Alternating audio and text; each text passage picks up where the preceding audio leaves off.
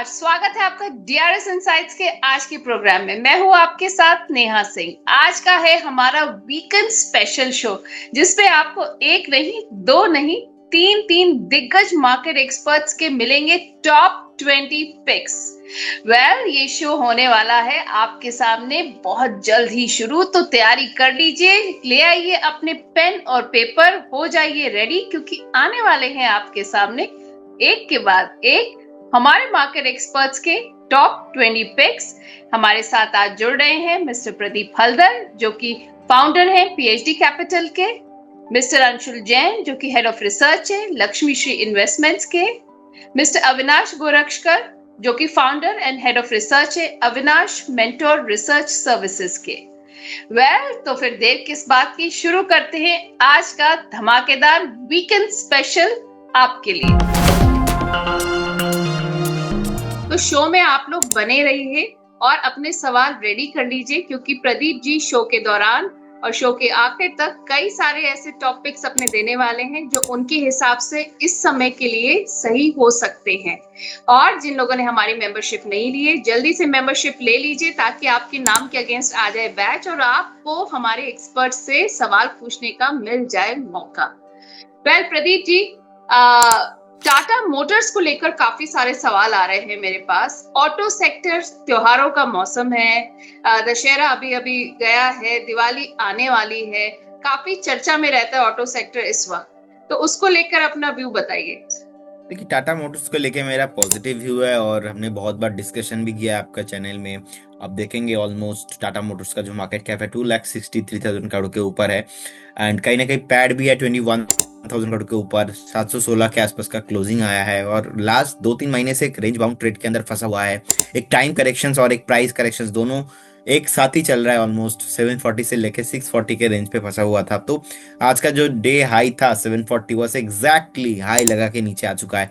सो कहीं ना कहीं देखा जाए तो अगेन एक टाइम करेक्शंस और प्राइस करेक्शंस दोनों इसमें अभी भी कंप्लीट नहीं हुआ है, एक रेंज के अंदर है। ओवरऑल नेक्स्ट अगर कुछ मैं 2 से 3 क्वार्टर का मैं बात करूंगा तो मैं उसमें पॉजिटिव हूँ।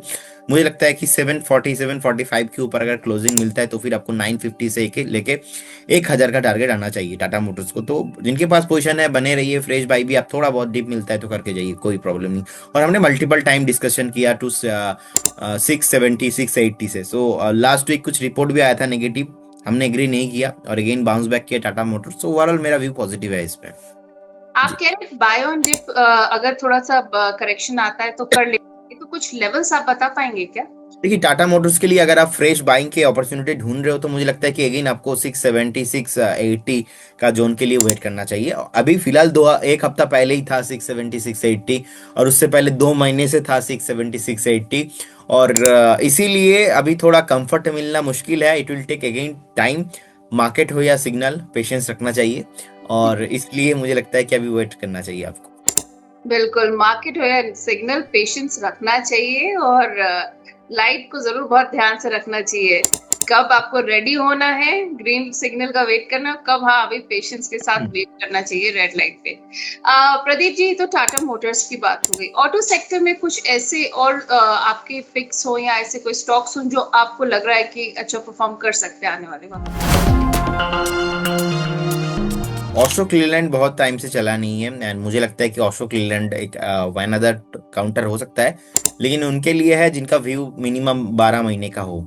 मतलब अभी दिवाली से लेके नेक्स्ट 1 साल का मुझे लगता है कि आप व्यू अगर है आपका तो ओशो क्लीलैंड आपको डेफिनेटली पोर्टफोलियो में ऐड करना चाहिए। ओवरऑल देखा जाए तो जीएसटी का जो कट का न्यूज़ है, इसका बेनिफिट भी ओशो क्लीलैंड को होने वाला है। बहुत सारे अलग अलग 2 व्हीलर 4 व्हीलर जितने भी स्टॉक्स है भागा, अशोक लीलैंड उतना भागा नहीं है।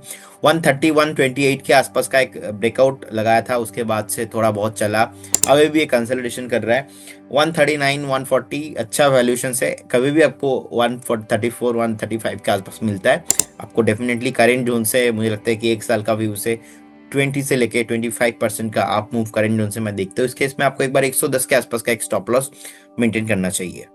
पर आप कह रहे हैं व्यू लगभग 12 मंथ्स का होना चाहिए। हाँ जी, बिग व्यू एक साल का तो रखना चाहिए मिनिमम। अशोक लेलैंड में आपकी पहली पिक मान लूं क्या? हाँ, अशोक लेलैंड भी मान लीजिए, एंड टाटा मोटर्स भी बढ़िया लगता है मुझे, टाटा मोटर्स भी ऐड कर लीजिए, कोई इशू नहीं। चलिए, तो ये हो गए आपके टू पिक्स शो के स्टार्टिंग में ही, टाटा मोटर्स एंड अशोक लेलैंड। तो हमारे दर्शकों की शुरुआत हुई है बोनस के साथ। बीएल और एचएल मेरा फेवरेट काउंटर है। मुझे लगता है कि आपको पोर्टफोलियो में होना चाहिए। प्रदीप जी, कुछ लेवल्स बता सकते हैं आप बी और एच एल के? देखिए, बीएल अभी ऑलमोस्ट 412 के आसपास का प्राइस चल रहा है, एंड मुझे लगता है कि बीएल आपको कभी भी अगर बाई चांस 400 के नीचे मिलता है तो डेफिनेटली आपके पोर्टफोलियो में रखना चाहिए। लेकिन ऐसा 400 के ऊपर है ऐसा भी है नहीं, कि ओवर वैल्यूएशन में है ऐसा भी नहीं है। तो ये आपके कॉल के ऊपर है, आप कैसे थोड़ा देखते हो। मैं तो इसको पॉजिटिव देखता हूँ, क्योंकि ऑलरेडी 400 के नीचे बहुत दिन था। तो मेरे अंदर तो ज़्यादा पेशेंस नहीं है, मैं करेंट जोन से ही बाय करना पसंद करूंगा। क्योंकि बीएल का जो मार्केट कैप है आप देखेंगे 3 लाख करोड़ के आसपास का मार्केट कैप है, एंड 5500 के आसपास इनका पैड भी है। सो ओवरऑल फंडामेंटल के आधार पे देखा जाए, डिफेंस सेक्टर ऐसा एक सेक्टर है इंडिया पे नेक्स्ट, जो विकसित भारत का थीम है 2047 में, हर बार बताया मैंने कि defence one of the top most potential counter हो सकता है। और आप ही के चैनल में हमने बहुत बार रिकमेंडेशन दिया है बीएल को लेके, 370 में, 380 में, 400 के ऊपर है। इसका टारगेट जो होगा, पहला टारगेट 440 क्रॉस जैसे ही करेगा सीधा सीधा 550। तो बीएल मुझे लगता है कि पोर्टफोलियो में रखना चाहिए, और एच एल भी रखना चाहिए। 4870 के आसपास का है, 6800 7000 जाने के लिए रेडी हो रहा है एच एल। नेक्स्ट 12 से 15 मंथ का व्यू रहेगा, और डिफेंस में दोनों काउंटर मुझे बहुत ही बढ़िया लगता है। और एच एल आप देखेंगे, हिंदुस्तान एरोनॉटिक अभी 3,25,000 करोड़ के आसपास का मार्केट कैप है, एंड 8,300 करोड़ के आसपास इनका पैड भी पोस्ट किया है। ऑलमोस्ट स्टॉक का जो पी है, प्राइस टू अर्निंग रेशियो, 3940 के अराउंड चल रहा है, एंड इंडस्ट्री चल रहा है ऑलमोस्ट 71 72 के अराउंड। तो देखा जाए अभी भी अंडर वैल्यूएशंस पे है। So no doubt is a very good potential stock, आपके पोर्टफोलियो में होना चाहिए डिफेंस में। ऑल राइट, तो डिफेंस के आपके दो पिक्स हो गए, बीईएल और एचएएल। लेवल्स भी प्रदीप जी ने बहुत अच्छे से डिस्कस कर दिए। प्रदीप जी, आपके कोई पिक्स आने वाले हफ्ते के लिए? आने वाला हफ्ते के लिए मुझे लगता है कि क्रिसिल लिमिटेड अभी 4609 के आसपास चल रहा है, 4600 के आसपास का है प्राइस। एंड मुझे लगता है कि स्टॉक ऑलरेडी शॉर्ट टर्म में जितना करेक्शन होना था, लगातार 6000 से करेक्ट होते होते नीचे आ चुका है। और एक यहाँ पे मॉर्निंग स्टार पैटर्न बिल्ड हो रहा है, टेक्निकली देखा जाए तो। एक बार स्टॉप लॉस थोड़ा कम हो रहा है, 4350 में। नेक्स्ट 2 हफ्ते के लिए आपको बाय करने का सलाह रहेगा क्रिसिल लिमिटेड को। और मुझे लगता है कि एक बार आपको 4850 का पहला टारगेट, एंड 5000 के ऊपर आपको देखने का हाई पॉसिबिलिटीज होगा। तो 4350 का स्टॉप लॉस के साथ क्रिसिल लिमिटेड को आप करेंट जोन से बाय करके जा सकते हो। ऑल राइट, और कोई? टाटा स्टील अच्छा है लगता है, और टाटा स्टील अभी 173 के आसपास है। मुझे लगता है कि आप निफ्टी मेटल इंडेक्स को वॉच कीजिए, उसके साथ साथ टाटा स्टील को भी आपके वॉच लिस्ट में रखिए। ये मुझे अच्छा लगता है, फंडामेंटल टेक्निकल साउंड बढ़िया लगता है। ये बहुत जल्दी आपको 189 90 जैसे क्रॉस करेगा। आपको अगेन 4-6 महीने का प्लान रखिए, 230 240 का टारगेट रहेगा। तो टाटा स्टील अगर करंट जोन से को जाना हो, वो खरीद सकता है, या फिर अभी आप कोई लेवल्स बताएंगे जिनका वेट करना चाहिए? अगेन निफ्टी मेटल का साथ सेम व्यू रहेगा। मुझे लगता है कि एक थोड़ा 3-4 दिन आप देखिए, निफ्टी मेटल अगर 10,300 को होल्ड कर पाता है, और टाटा स्टील अगर 170 के जोन को होल्ड कर पाता है, तो फिर यहाँ पे जो रैली होगा कंटिन्यू होगा। इस केस में आपको पहला टारगेट 189 190 के जोन पे आएगा, क्योंकि वहाँ पे रेसिस्टेंस है। वो क्रॉस करने के बाद आपको 240 का लेवल आते हुए दिखाई देंगे। तो at first you should wait for 2 to 3 days and watch if the stock above रहता है 173 के आसपास, तो देन आपको पोजीशन कैरी करना चाहिए। टाटा स्टील पे मैं बहुत ज्यादा बात नहीं करूंगा, क्योंकि मैं पर्सनल पोर्टफोलियो में लेने के मूड में हूँ। पोस्ट ब्रेकआउट कंसोलिडेशन बन रही है, और ये कंसोलिडेशन में टाइटनेस है वीकली चार्ट पे। डेली चार्ट पे आपको थोड़ा सा मतलब वोलेटाइल दिख सकता है, बट वीकली चार्ट पे जब क्लोज बेसिस पे देखेंगे तो टाइटनेस डेवलप हो रही है। अगर ये टाइटनेस और 3-4 हफ्ते इसी तरह से डेवलप होती है, तो मैं खुद टाटा स्टील बाई करने के फेवर में रहूंगा 225 240 के टारगेट के साथ। हिंडाल्को आप बाई करके चल सकते हैं करंट मार्केट प्राइस से। हिंडाल्को में आपको काफी अच्छी अपसाइड मिल सकती है। एक अपनाइल पैटर्न का ऑलमोस्ट ब्रेकआउट आजकल के सेशन में बना है 770 760 764 ये रेजिस्टेंस जोन है, मैं राउंड फिगर करके उसको 770 कर दे रहा हूँ।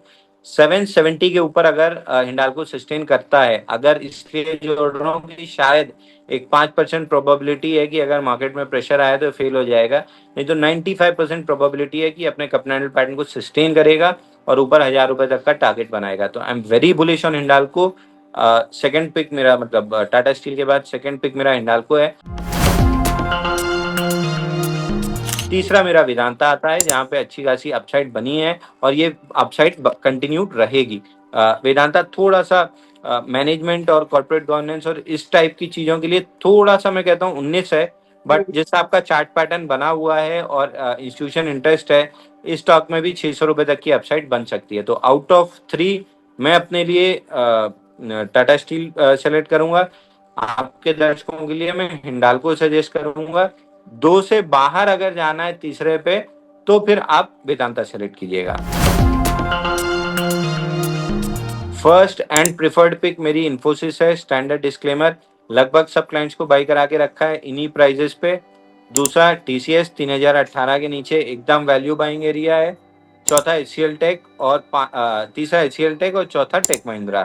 तो ये बिल्कुल वैल्यू बाइंग एरिया पे है। यहाँ पे थोड़ा थोड़ा करके एसआईपी कर देंगे या थोड़ा थोड़ा करके एक्यूमुलेट करेंगे कि अगर यहाँ ले लिया, थोड़े से डिप में और ले लिया, थोड़ा डिप में और ले लिया, तो आप वैल्यू बाइंग करके रखेंगे। फिर आराम से शांति से बैठिए, 3 साल के अंदर ऑल टाइम हाई के ऊपर अच्छा खासा एक्सटेंशन मिल जाएगा। और प्रोबेबली तब तक इन्फोसिस टीसीएस शायद एक आध बाईबैक या एक आध बोनस अनाउंस कर दे। ओके, तो ये हो गई आईटी सेक्टर की बात। शंकर जी हैं, कह रहे 6 महीने के लिए सर कोई ऐसे स्टॉक्स बताए, 3 स्टॉक्स प्लीज बता दीजिए कौन से लेने चाहिए। देखिए 3 स्टॉक में पहला तो आप आईयूसी पकड़ लीजिए, थोड़ा सा एक सेफर बेट हो गया। दूसरा एसजेएस एंटरप्राइजेस पकड़ लीजिए, जो ट्रेडिंग बेट हो गई थोड़ी सी एग्रेसिव। तीसरा थोड़ा सा प्रीएम्प्टिव करते हुए ट्राइडेंट भर लीजिए। जैसे ही ये ऑरेंज स्वान इवेंट, फूफा जी वाले इवेंट निकलेंगे, टेक्सटाइल सेक्टर में तेजी डेवलप होगी और ट्राइडेंट में थोड़ी सी सबसे पहले तेजी डेवलप होती हुई मेरे को दिख रही है। सेकंड स्टॉक कौन सा बताया था आपने आईयूसीएल के बाद? SJS enterprises, HCL. IOC, SJS और ट्राइडेंट। ओके, आपके फेवरेट पिक इस समय कौन से रहेंगे जो आप हमारे व्यूअर्स को सजेस्ट कर सकते हैं? देखिए, मुझे लगता है कि एक तो होटल सेक्टर का दिग्गज है, इंडियन होटल्स है, फिर उसके बाद लेमन ट्री है। लेमन ट्री तो मैं ऑलरेडी मुझे याद है लास्ट टाइम आपके शो पे मैंने बताया, बट इंडियन होटल में एक खासियत है। देखिए, ये कंट्री की सबसे बड़ी होटल चेन है, टाटास की है, और मुझे लगता है कि इसमें सबसे बड़ी बात क्या है ना कि इस साल करीबन 2,500 करोड़ का प्रॉफिट आएगा, जो पिछले साल 2,000 करोड़ था। और उनकी एक न्यूयॉर्क की प्रॉपर्टी है जो मोटा मोटी अगले 3 या 4 महीने में ये बेचने वाले हैं, करीबन $2 बिलियन के लिए। तो अगर ऐसा होता है तो कैश फ्लो तो बढ़ेगा ही, प्लस इनको काफी बेनिफिट मिलेगा क्योंकि न्यूयॉर्क की प्रॉपर्टी लॉस प्रॉफिट नहीं बना रही है। बट ओवरऑल होटल का स्ट्रक्चर जो बिजनेस है वो बहुत ही अच्छी तरह से चल रहा है। सेकंड क्वार्टर में भी आपको अच्छा ग्रोथ मिलेगा। तो यहाँ पे अगर 720 723 में आप एक्यूमुलेट करते हो तो 6 से 12 महीने में 900 रुपए का टारगेट डेफिनेटली पॉसिबल है। और दूसरा शेयर है शारदा क्रॉपकेम। देखिए, एग्रोकेमिकल सेक्टर पे हम काफी पॉजिटिव है। काफी अच्छा मौसम इस बार मानसून का हो चुका है। पिछले साल एग्रोकेमिकल के लिए चीजें अच्छी नहीं थी, बट इस बार कंपनी अच्छा कर रहे हैं। तो शारदा क्रॉपकेम ने पिछले साल 300 करोड़ का प्रॉफिट किया था, इस साल ऑलरेडी 150 करोड़ का प्रॉफिट पहले क्वार्टर में किया है, और हमको लगता है कि पूरे साल का 400 करोड़ प्रॉफिट आएगा। और पहला और दूसरा तिमाही नॉर्मली एग्रोकेमिकल कंपनीज के लिए पीक क्वार्टर माना जाता है। तो यहाँ पे 1050 1100 का टारगेट मिल सकता है। ये करीबन अभी 820 823 चल रहा है। ये भी बहुत अच्छा विकल्प है अगले 6-8 महीने के लिए। जब नंबर्स आएंगे आपको थोड़ा इसमें री रेटिंग का एक चाबुक जरूर दिखने को मिलेगा। तो ये तो हो गए 3 पिक्स, कुछ एड ऑन्स हो सकते हैं क्या? देखिए, अगर आपको कल बैंक निफ्टी के लिए खेलना है तो मैं समझता हूँ कि कैनरा बैंक देख लीजिए। कैनरा बैंक बहुत ही सस्ते वैल्यूएशन पे चल रहा है। मुझे लगता है कि अभी 120-123 है, ये करीबन 140-145 तक भी जा सकता है होपफुली अगर रेट कट आता है। और वैसे भी मुझे लगता है कि कैनरा बैंक के नंबर्स अच्छे आएंगे क्योंकि 2 चीजें हैं। एक तो कैनफिन होम्स उनकी सब्सिडरी अच्छा कर रही है, प्लस कैनरा बैंक का जो एएमसी है यानी एसेट मैनेजमेंट कंपनी, उसका पब्लिक इशू आ रहा है। तो कहीं ना कहीं वैल्यू अनलॉकिंग कैनरा बैंक को मिलेगी। तो ये मेरे ख्याल से एक बहुत ही सस्ता काउंटर है। मेरे ख्याल से एक शेयर बुक वैल्यू के आसपास ही चल रहा है। बुक वैल्यू 114 115 है और प्राइस 123 है। तो यहाँ पे कम से कम 140-50 का टारगेट प्राइस कंफर्टेबली आएगा जब बैंकों में तेजी होगी। तो ये सबसे ज्यादा भागने की पोटेंशियल रखता है। ऑलराइट, तो ये हो गए अविनाश जी आपके टॉप पिक्स। अविनाश जी, आज आप डीआरएस इनसाइट्स के शो पर आए, आपने अपना वक्त निकाला, इसके लिए thank you so much for coming.